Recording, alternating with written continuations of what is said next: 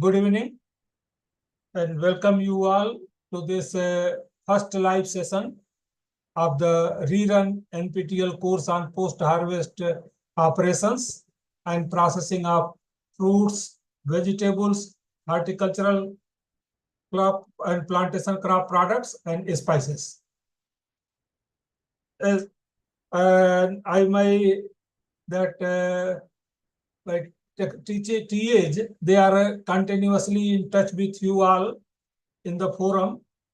There are a few questions in the forum, although not many technicals. Most of the questions are relating to your missed assignments or how will be the final examinations, what is the grading system, etc.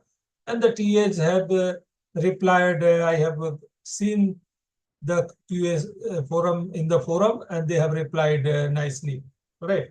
There were a few questions, technical questions, although that has been replied in the question answer form in the forum, but still I would like to take these one or two questions since there is no questions put up by you all in the Google Sheet that was given by the NPTEL. In the meantime, that is, I will take these questions, technical questions from the question answer part of the course. And in the meantime, I request you all, those who have joined, those who are live now, please write your questions in the chat box so that we can reply to those questions or your queries. So there was one question by anonymous. There was he or she did not mention his or her name. All right. The question was how the smell has been classified with mass spectroscopy and E-nose. You know, mass spectroscopy is a powerful analytical technique which is used to identify and quantify chemical compounds by measuring the mass to charge ratio of ions, and any flavor of any material is basically because of the presence of various volatile compounds in them.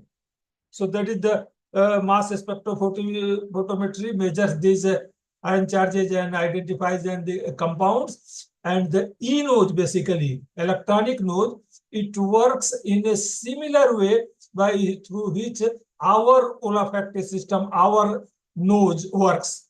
So what you do when we take or smell any material, all right, then there this olfactory system that is there, it takes the smell and immediately our nose and then so what are the systems various they are there, they transmit the information immediately to our brain, that is which is our central nervous system at the our computer inside our brain. So and it analyzes the data and immediately sends the its analysis report and signals that is that the whatever whether it is a flavor is good flavor, bad flavor, etc. And obviously this is done by the our system, that is because we know that suppose it is a spoiled mango or a very good well ripe mango, so we know that is how a spoiled mango smells, how a good mango, good well ripened mango smells. So similarly, that is this E nose, electronic nose, it mimics to our natural system. There are various sensors, like there are receptors and sensors in our nose. Similarly, there are metal oxide or such other sensors provided in the E-nose instrument that is called electronic nose. So when these compounds of which we want to find out that is the flavor, okay, then this compound, if there is a sample collection system and these samples, the flavor, volatile flavors are injected into the systems, and these systems, that is the metal oxide sensors, they sense the volatile compounds which are present in these samples, and it since again takes this to the analytical, and there are various softwares which are used to analyze the data, and then finally.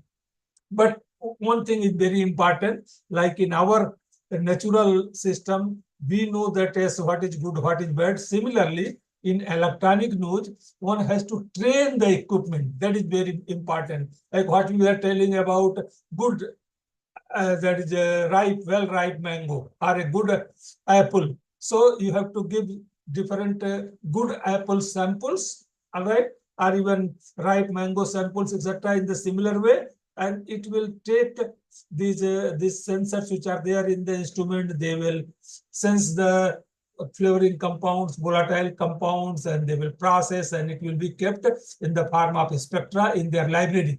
And this, in fact, when you now get a new samples, bad samples, then it again a spectra is created, and it will, the instrument will compare these spectra, new spectra of unknown sample with the old created library created samples, and then it differentiates that whether it is matching with that its own library of good sample or not matching. So it differentiates, creates a good sample and bad sample. That is how. So in the e-nose or in any electrical systems, it is very important to how accurately one is training the instrument. If it instrument is properly trained by large number of samples, you will get a better accuracy in the result.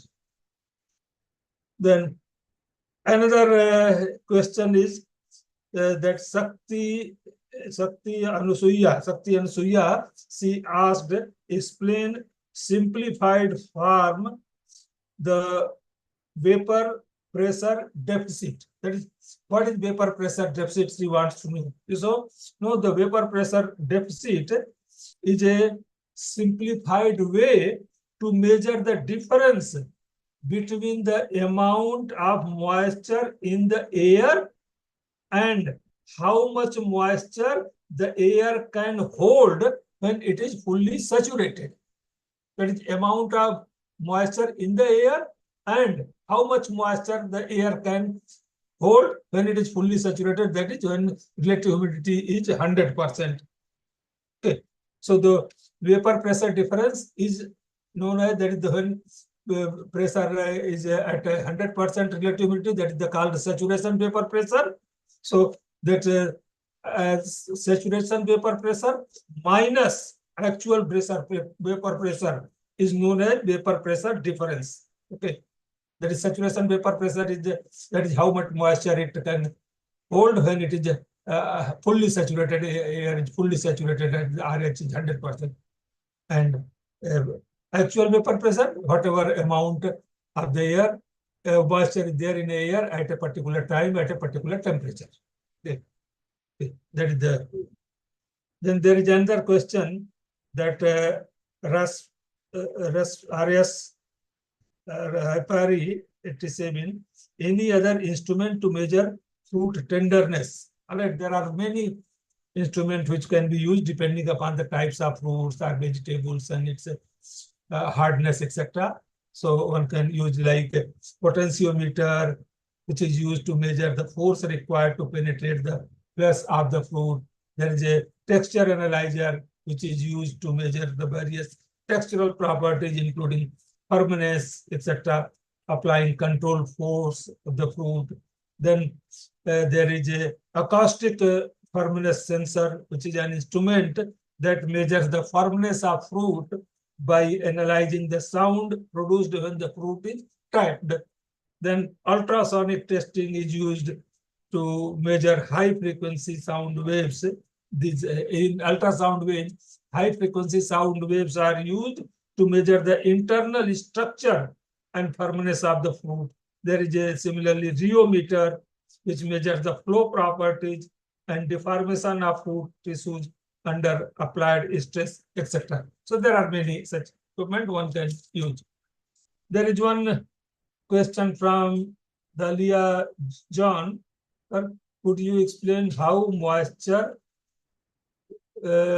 unbound moisture and EMC from week 3? Okay. In all these, the moisture found in every food material, also what happens to them in drying. So you want to know about the bound moisture, unbound moisture, and equilibrium moisture content. All right. So you see, in any food material, we are in this course, we are talking about fruits and vegetables. So fruits, you see, are, let us say, tomato.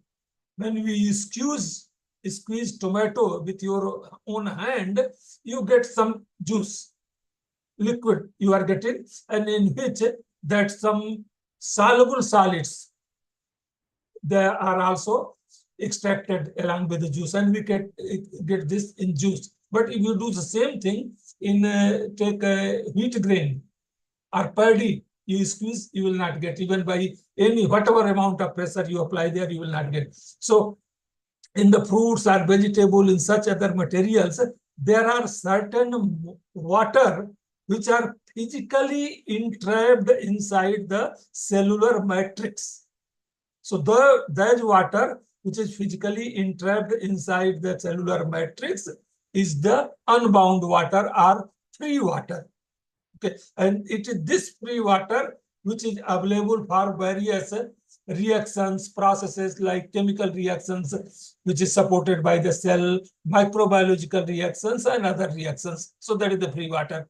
Then bound water, like when you see, you take now compare a free water which is available in the sea or in the pond, it is 100% free water.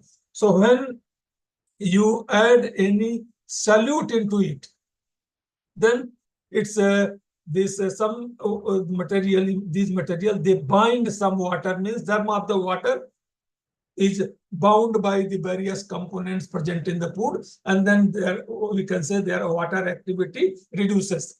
With the free water, it has a water activity 1, but the free water, it is always found in the open farm, like in sea, ponds, etc. But whenever in any food material, when this the moisture that is, which is maybe you can say present in the bound form with the various components, with the sugars, with the protein, with other micromolecules, etc., then this is water. And there are again this bound water is classified as bound type 3 bound water, type 2 bound water, or type 1 bound water, depending upon their degree of bindness. And again, that is the degree of bindness depending, their water activity also reduces.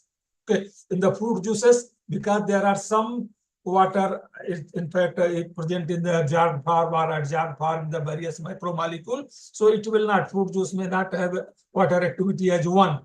It may have water activity around 0.99, 0.98, etc. Okay, so depending upon the degree of brightness. So if you concentrate, remove some water, then it may be concentrated up to 0.75, 0.78, 0.6, etc. So that means its water activity is coming to 0.6 or 0.75. Some of the free water is evaporated. Okay, so even in the intermediate moisture food preparation, you see, either we partially evaporate the moisture or we add certain sugars, etc., to bind this moisture, which is there in the case of jam, jelly, etc. So these water activity reduces, and again, that is because various microorganisms or chemical reactions, they depend upon the water activity, and that they need water for their. So it is said that the water activity is brought down between 0.75 and 0.85, so it becomes the intermediate moisture food, that even that many of the pathogenic microorganisms, etc., cannot grow in that. Further, if it is reduced, bring the water activity from the 0.7 below 0.6, that it becomes microbiologically safe and even also chemically safe, and only a few. So that is the, you can say, bound water. Now comes the equilibrium moisture content.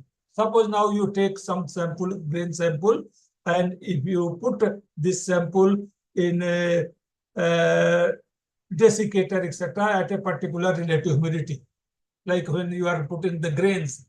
So from the, because of the moisture difference inside and vapor pressure difference, etc., these grains, they absorb, or these food material, they absorb moisture. And this, again, it is a property of the material. Every material can absorb to certain.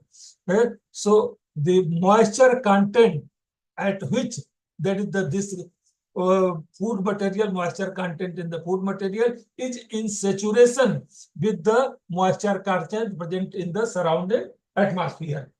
So that becomes the, you can say, saturation moisture content.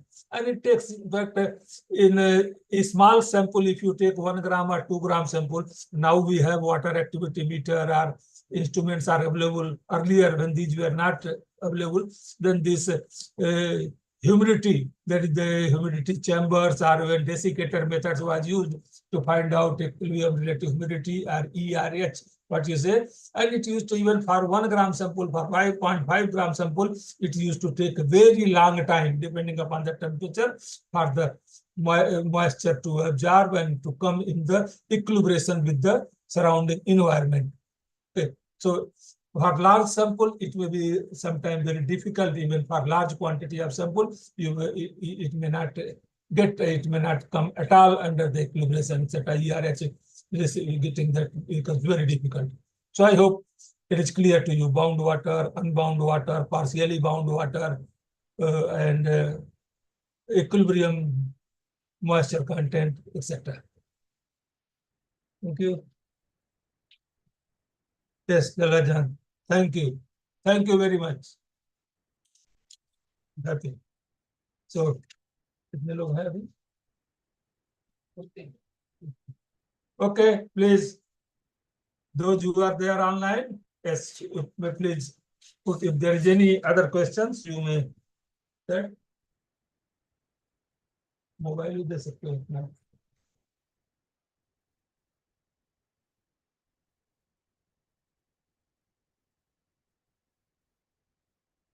तो very और तो कुछ नहीं है.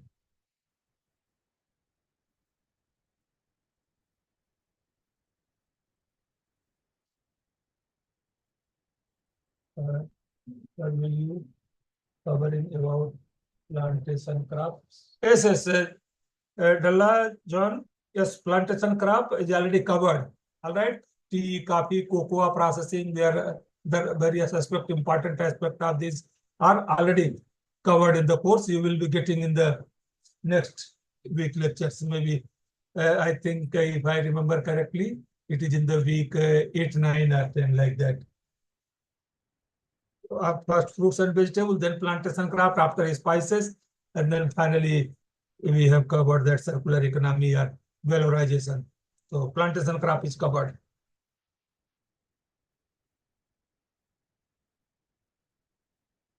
Yes, please. If you don't put questions, I will stop after 2-3 minutes. Okay. So if you want, you can put any question, not necessarily, of course, first preference is with this course, or if you have any other questions related to food processing, food technology. Okay, you have any queries, you want to know something, you are welcome to ask.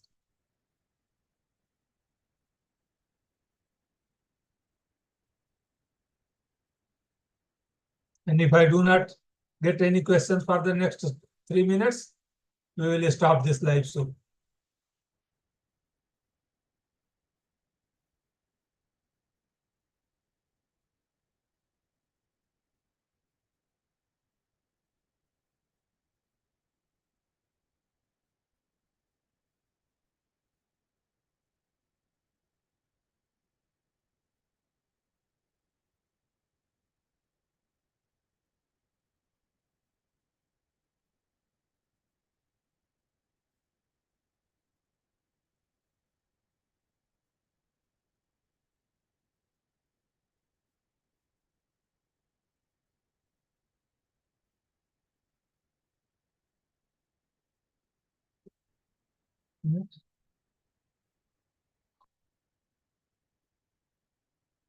How osmotic drying occurs? Yes. Yes, Mr. Arindam Patra. He has asked that how osmotic drying occur. Again, it is the vapor pressure difference and osmotic concentration. You see, just if you put a fruit slice in a concentrated sucrose solution. So what, because of the vapor pressure difference in that is what is the pressure in the sucrose solution and vapor pressure inside the cellular matrix. Then sucrose, that is a reverse osmosis takes place here, and the sucrose oozes into the cell, and it, that is the moisture content, the free moisture content, it comes out from the cell, and in this way the concentration of the sucrose or sugar, or for that matter any salt, is increased inside the, so salt content is increased and moisture content is reduced. So that is the osmotic dehydration, osmotic concentration, and whatever you say. So because of that is the basically that concentration difference, all right, that solute concentration difference in the solution, but that is which is in this case we take, and in fact you is that is how that sweet pickles etc. are prepared, or even osmotically dehydrated, these pineapple slices or any other fruit slices etc. are made. So first thing is that they are dipped into concentrated sugar solutions, all right, and then sugar from the solution, it moves inside the cellular matrix of the fruit, and it replaces the moisture there, and it provides firm texture. And this moisture, it comes out, and it is sugar solution, it becomes a dilute. So it is a reverse osmosis phenomenon. So the concentration of the fruit, that is the fruit juice, is solidified, its moisture content becomes less, sugar concentration becomes more, and this in the sugar solution, its concentration becomes dilute. So you take out, that is from this, after a certain time, take down the slices, and little bit surface moisture, etc. Little bit can be dried and nicely packed. So that is the osmotic dehydration, osmotic drying process. So basically, it is the reverse osmosis phenomena, or which is playing a major role, and osmotic pressure difference is the in doing the job. Yes. Anyone else?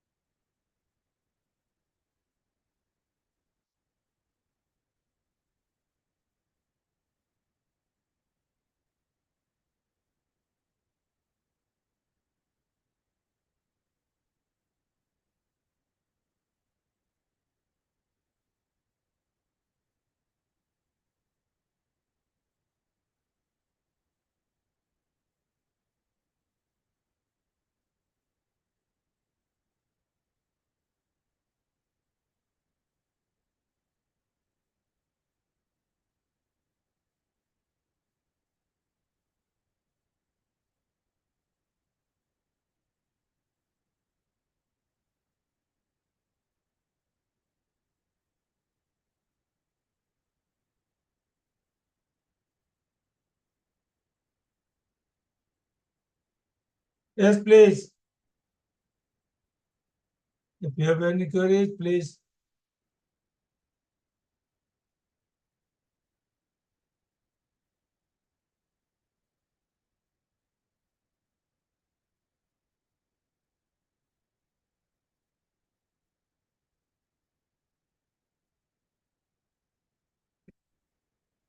In my computer, it is showing 5:26. So we will wait for up to 5:30. All right. If we do not get any questions, we will close the session at 5:30 sharp. So if you have any queries, good.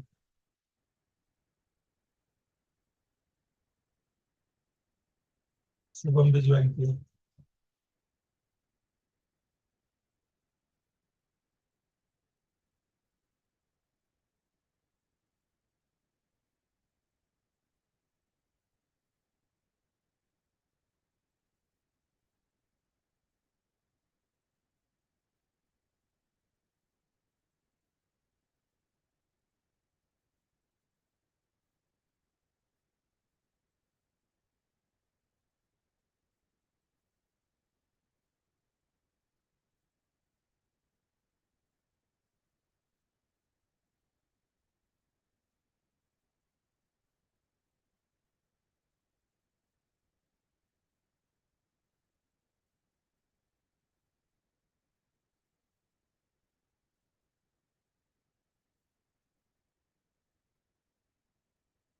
Yes, everyone, hello.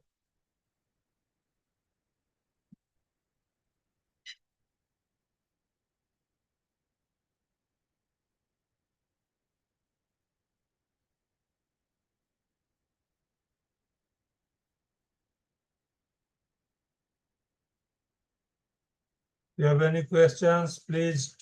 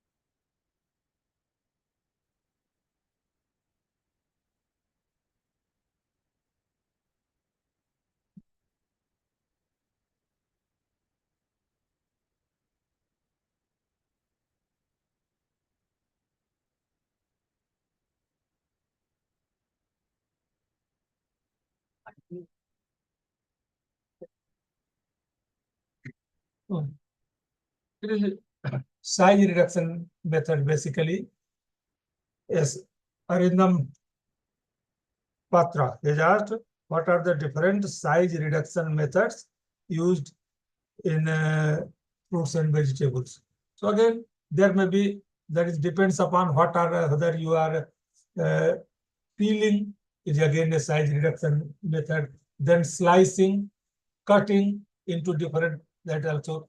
Finally, that if you have dehydrated and grind it, your size reduction, you are getting a smaller powder size. Then even making it a paste, that is again size.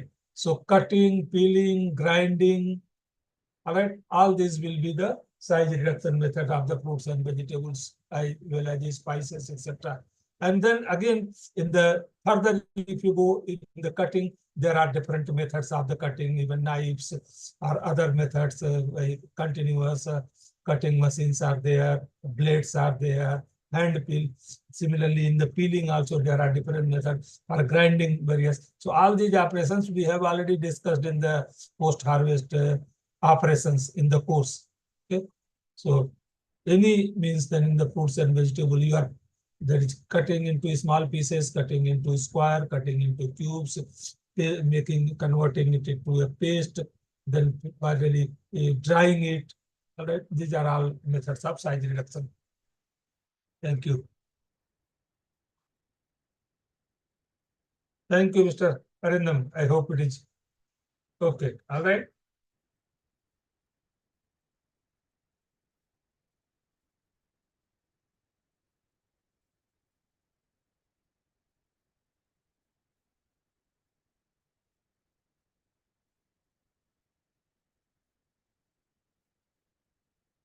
Home English.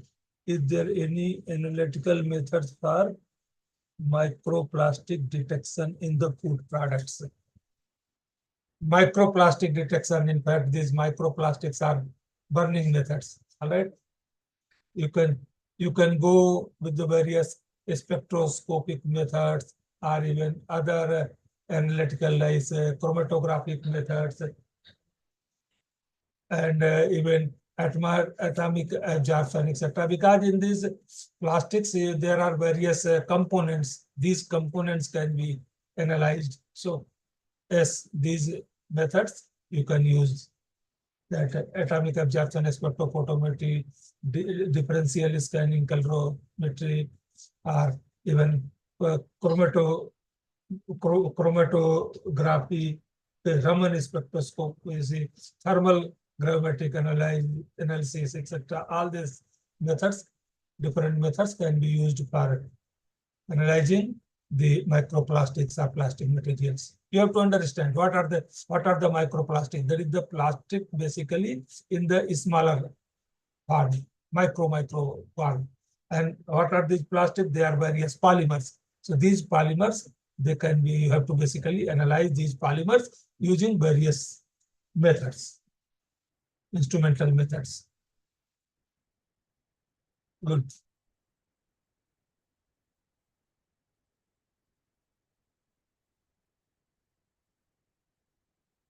Good. Any other question? Right. At least slowly and slowly questions are coming. Good.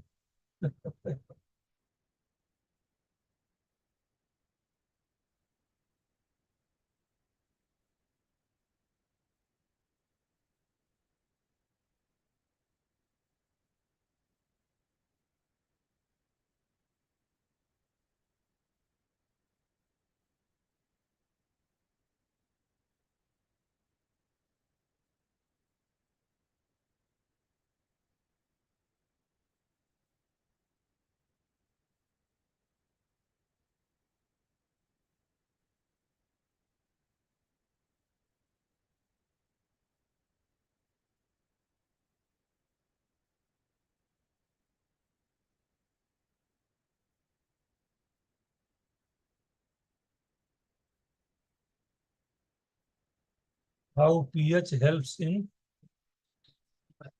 how low pH helps in microbial growth. In fact, low pH, it doesn't permit the many microbial growth. Okay. The microorganisms, they will grow in the high pH condition or even not very high pH conditions. Okay.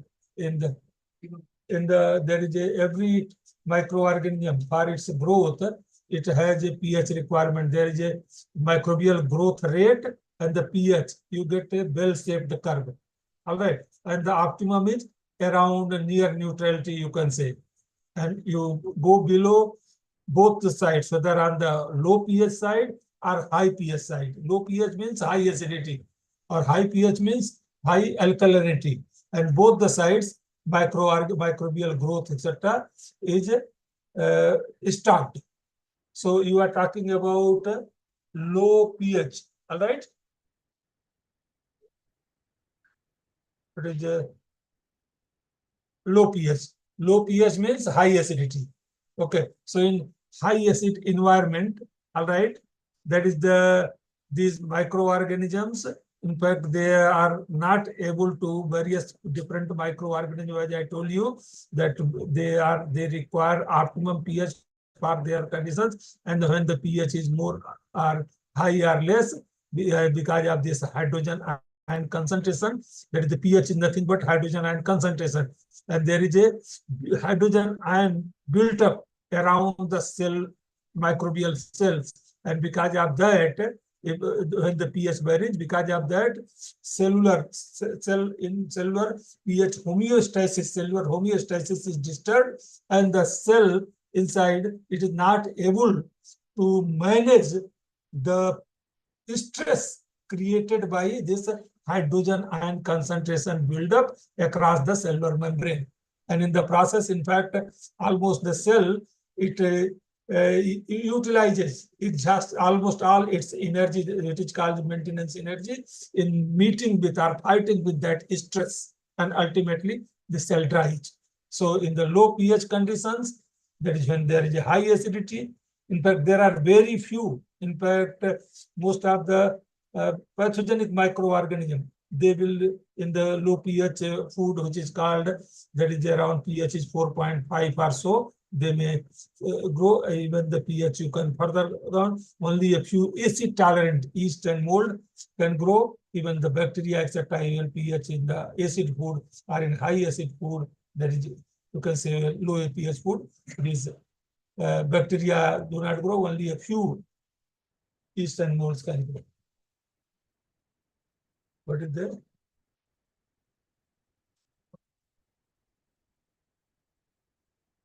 In the mesophiles. No, acidophiles very, that is very, acidophiles means that is the which can tolerate little bit. Very few are there. Even some yeasts and mold which are acid tolerant, they can grow at low pH conditions, but not any. Okay. Hmm. Achha. Okay. Very some yeast and molds which are little acid tolerant, they can grow. Otherwise, most of the bacteria, even these, you see, most of the spoilage bacteria, even pathogenic bacteria, the spoilage bacteria, they can grow up to 4.5 or so. That is the which is the borderline for the pH, borderline pH of to differentiate between the acid food and low acid food. Okay, that is, and the pH 4.5 to 3.7, it becomes the pH 4.5 to 3.7, it becomes the acid food, and 3.7 and below, it becomes high acid food.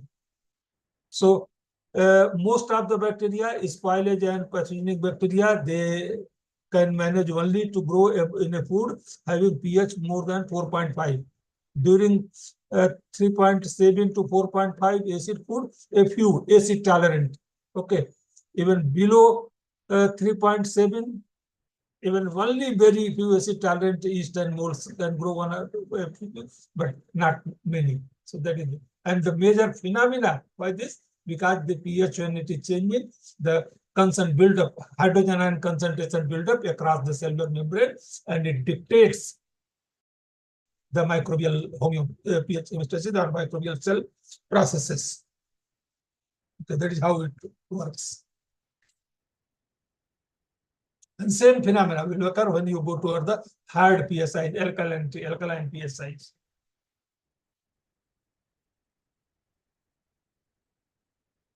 Yes, good.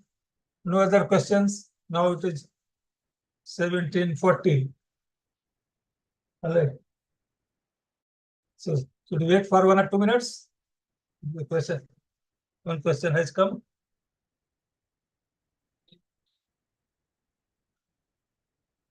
Onion bioactive packaging film for primary packaging, intelligent packaging. Regarding what is the question? Your comments on onion peel bioactive packaging films or primary packaging, intelligent packaging technologies, etc. Regarding valorization, etc. You see, there is the onion peel. You can say that onion peel, you can extract the various bioactives from the onion peels, all right? And they can be used because these contains certain bacteriostatic agents or even some antioxidants and other things. And these can be used to mix the solution, making either in the edible coating or even active packaging material, functional packaging materials, or casting of these functional packaging materials along with the some maybe polysaccharide solution, the starch or such other solutions are taken, which are used for making the film, casting the film. And in this, these you can put some onion juice instead of going for interacting, but you have to be careful that this might be, if you put onion juice, it might have a little very pungent flavor. So that should not interfere, that packaging material should not get that flavor. Otherwise, it will interfere with the flavor of the fruit or vegetable or whatever food that is packed inside it. So it is onion peel. It may be a good material, a source of antioxidant or a source of some bioactive ingredient, because you see onion juice is a many very good antibacterial agent, right? So it can be incorporated into packaging material to introduce, to enhance the antimicrobial properties or antioxidant properties in the packaging materials. So it can be used for active packaging. Yes.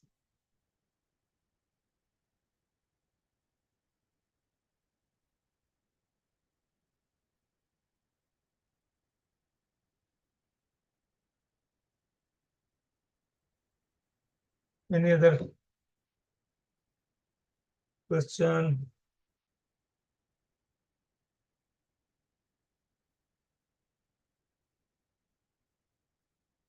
Even this active packaging, smart packaging, all those things, again, you will find in the latter half of the course. Maybe I think in the 11th week or 12th, 11th week, details of all these are presented in the 11th week.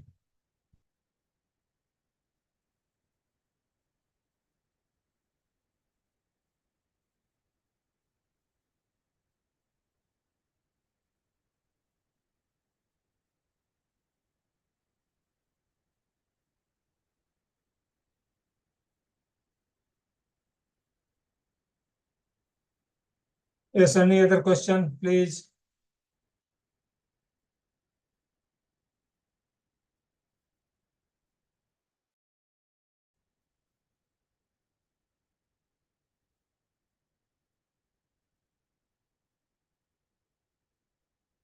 After 2 minutes, we will close down if there are no questions.